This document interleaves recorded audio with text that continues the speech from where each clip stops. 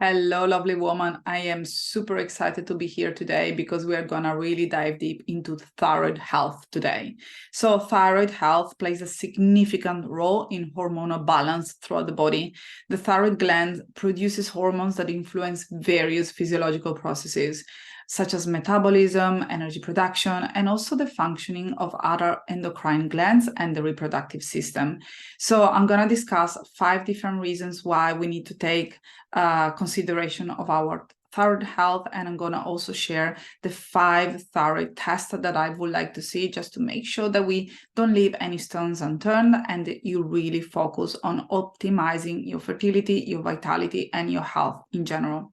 If you don't know me already, my name is Claudia Vidor. I'm a nutrition and dietetic clinician, and I work with women that suffer from hypothalamic amenorrhea, subfertility, infertility, and hormonal imbalances. And if you haven't done so already, just make sure that you smash the subscribe button below, because in this way, I'm going to be able to keep recording these videos for free, and you're gonna receive them straight into your YouTube account, which is pretty cool. So let's get started with the 5 ways that the thyroid hormones really impact your thyroid health, your general health. So the thyroid gland produces 2 main hormones, T3 and T4, which is also known as thyroxine. And most of you may know thyroxine in medications, which is slightly different from the endogenous thyroxines that our thyroid gland normally produces. So these hormones regulate the body's metabolism, which affects how the body uses energies and processes nutrients. So we need a proper level of T3 and T4 for maintaining overall hormonal balance.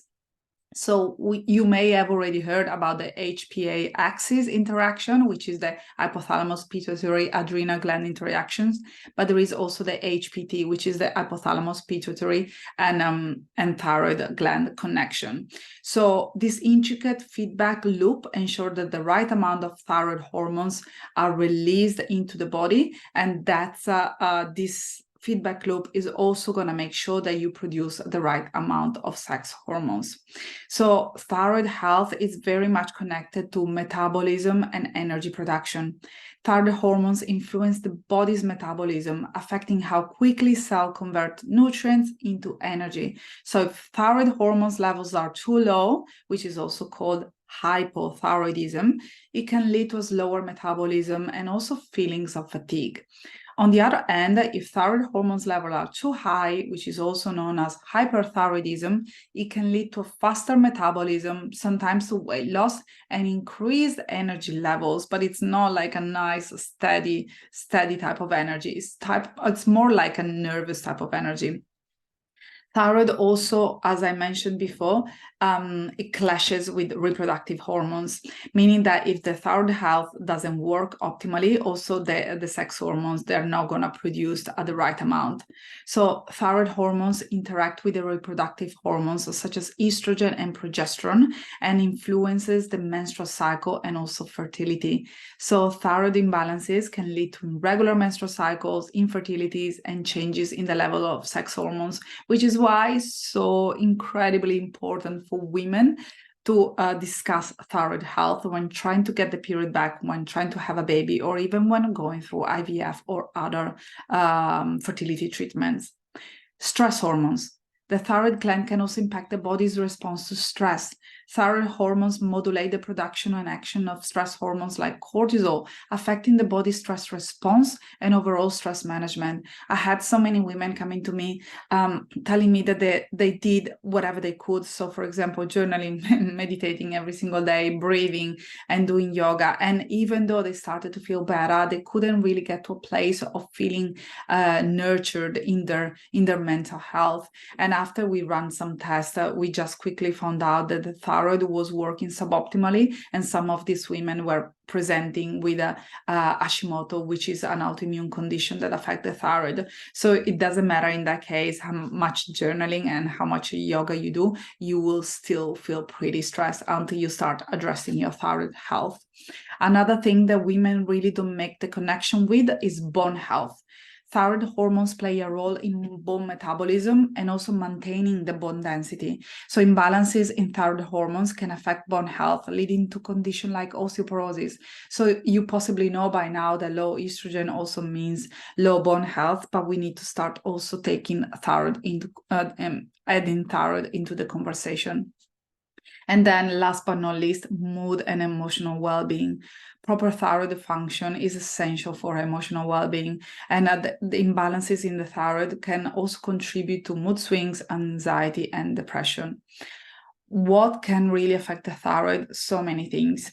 Undernourishment, an autoimmune situation, mold, toxicity, chronic stress, trauma, pregnancy, other comorbidities. So there are so many things that you can discuss with your healthcare provider. And if you're not happy with the answer that you have been receiving so far, just make sure that you book in a free call with me to get started, so we really get to the root cause of why your thyroid is underperforming or why you have been feeling less than vital for such a long period of time. Now, let's discuss the 5 different hormonal tests that I really would like you to do if you are trying to get on top of your health and you want to give you best chance to feel to get your energy back on track. So the first one is TSH. TSH is produced by the pituitary gland and regulates the production of thyroid hormones. TSH is not a thyroid hormones, is a thyroid stimulating hormones, and lots of people, they actually make these mistakes. Normally, they say that a TSH, which is somewhere below 0 point something and 5, is in the health range.